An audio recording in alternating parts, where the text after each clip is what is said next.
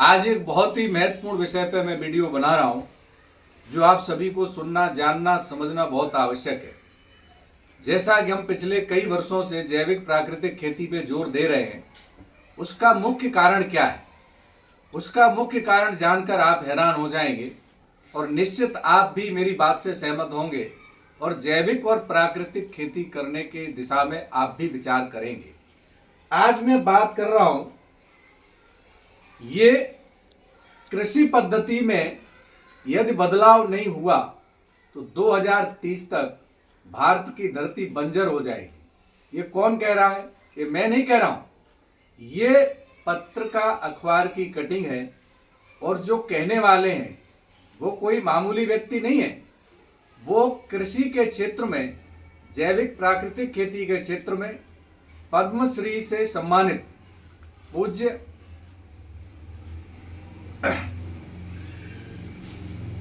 हुकुमचंद पाटीदार जी कह रहा है।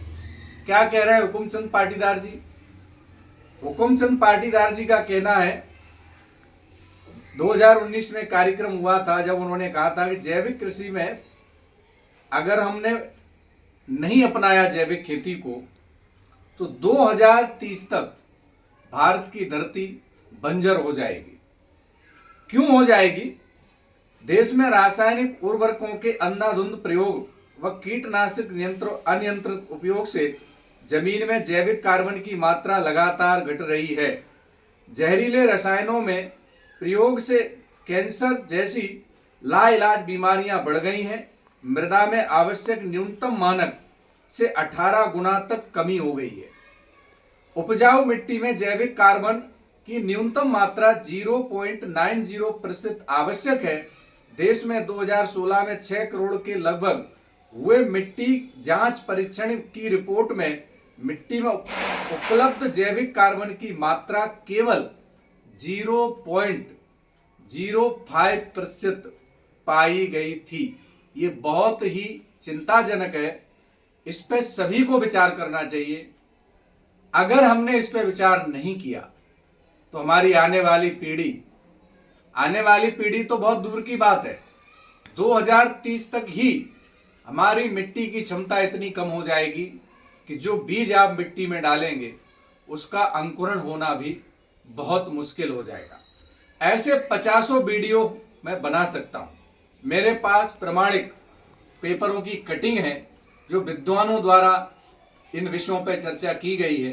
क्योंकि वीडियो बहुत बड़ा हो जाएगा, इसलिए आज के विषय में मैं इतना ही कहना चाहूँगा कि अपने खेत की मिट्टी की जांच अवश्य कराएं और हो सके तो धीरे धीरे इस रासायनिक को अपने खेतों से कम करें, अपने परिवार को बीमार होने से बचाएं। मैं जैविक के साथ साथ आयुर्वेद के क्षेत्र में भी कई विद्वानों से जुड़ा हूं।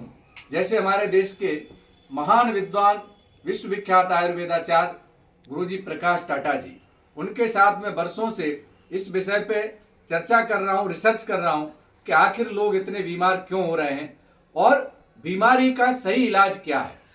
दूसरे हैं हमारे देश के नेचुरोपैथी के सबसे विख्यात आचार्य मनीष जी, उनके साथ भी मैं जुड़ा हूँ। उनके साथ भी मैं इन विषयों पर रिसर्च कर रहा हूँ कि आखिर लोग क्यों बीमार हो रहे हैं और क्या उसका उपचार है।